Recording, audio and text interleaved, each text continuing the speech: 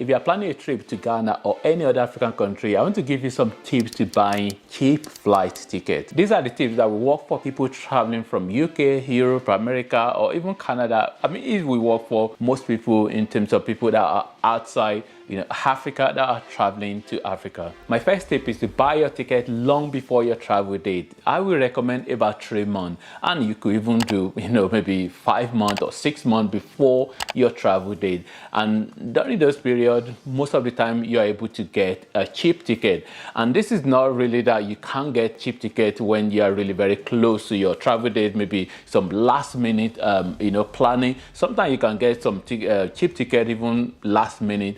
But in most cases, when you buy a ticket, maybe 6 weeks, or especially 3 months, my recommendation, you are possibly going to get cheap tickets. Another tip is to avoid high season. What do I mean by high season? High season tend to be those period of the festive period, especially the period around Christmas and the early period of the new year. This is data from skyscanner.net, and this shows the fee for flight from London to Accra in Ghana. And on this side here, you have the month of the year, and then you have the price there. And as you can see here, in December, which is the festive season, and from November really the build up to Christmas period, that is the period when the flight is most expensive.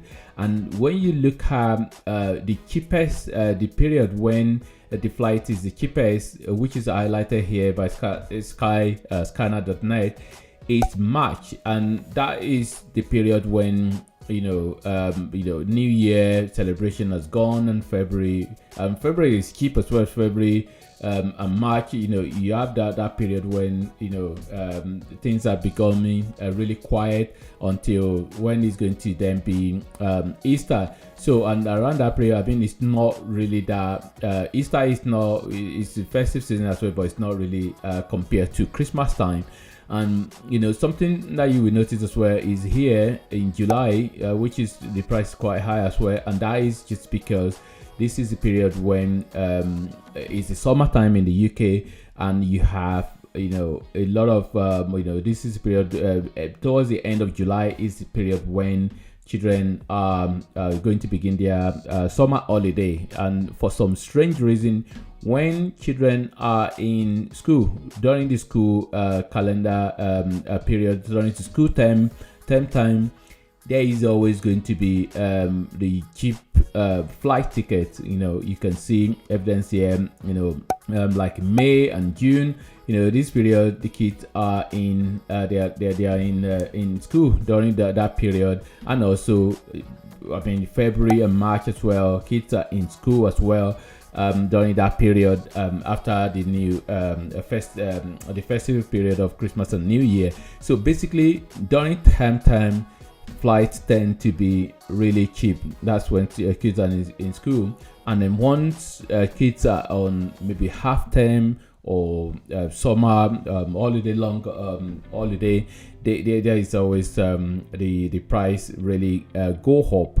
And that is really this chart from skyscanner.net. It just shows some of the so it gives some insight to the period when the flight tickets are likely to be cheap, and even the price as well. It says from so which means that this cheapest ones, it might just be somewhere it's highly likely to be some of those the one that indirect flight whereby you have stopover.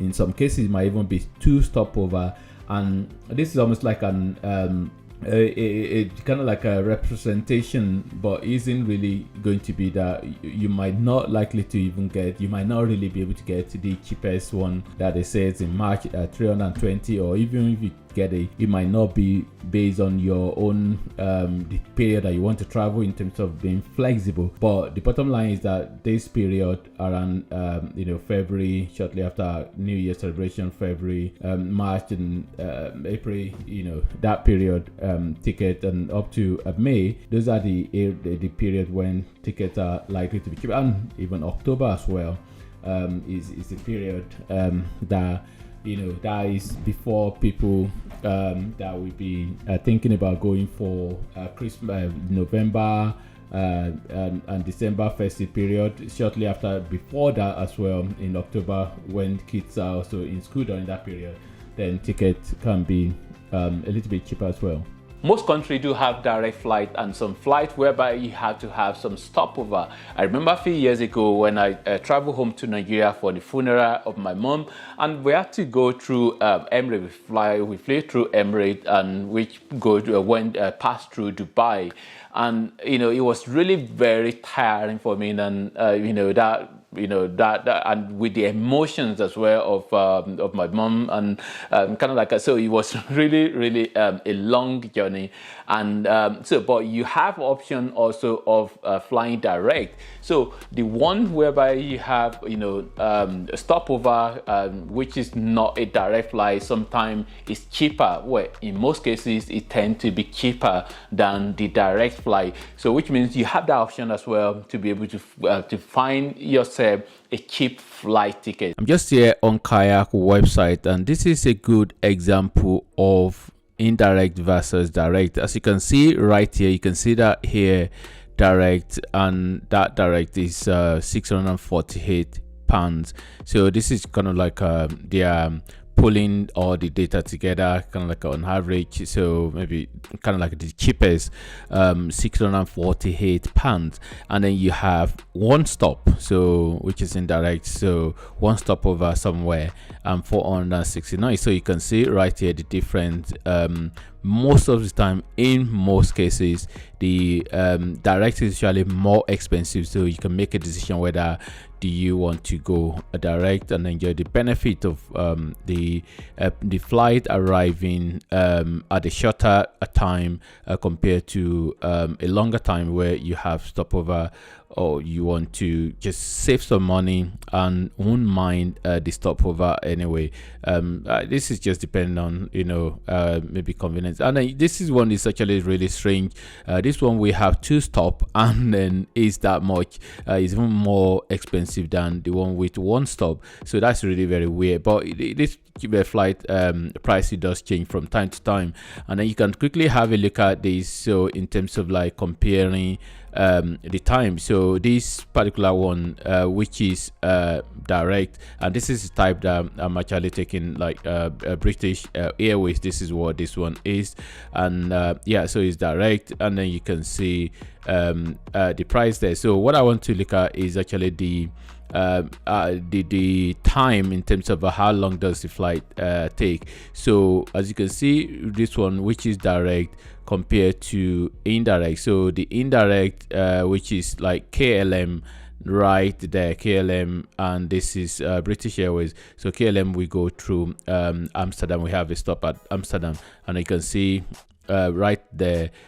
So when you are going, it takes like 10 hours, while the one direct take 6 hours 30 minutes. So roughly about 3 hours 30 minutes different right there. So if you are, it just depends on whether you are maybe you are going on a business trip or something that has to do with time, and you really need to have to arrive on time, or you just can't afford it and you just want that convenience of direct. So that's really the difference. And then you can see right there again the price, just as at the time of looking at this, the difference in the price, so which that can be yeah. So actually, even based on this, it's like maybe £100 or less than £100 thereabout, or yeah, so roughly £100 thereabout is the difference really. So but most of the bottom line is that indirect is where you have one stop or more, can be cheaper than the one with direct. Another tip is to shop around. So basically, you just have to shop around and look at various airlines. So you don't just go and buy a ticket from BA, or just go and buy a ticket from KLM or whoever. So you want to go about and look at various websites. So because if you want to buy ticket for cheap, you have to put in a little bit of time of work to be able to look around, to shop around. And it's really easier now, so because you have your phone or your computer whereby you have internet access, and then you can go around on the internet and look. But you want to avoid some website that might be a scam. So because there will be some website out there that are like a kind of like a scam, so you want to go for known travel agent name of a flight. And then also you have website like Kayak or Expedia. Depending on which country you have, there are a lot of all these websites that you can really use to be able to do they are kind of like comparison website for flight or for holidays.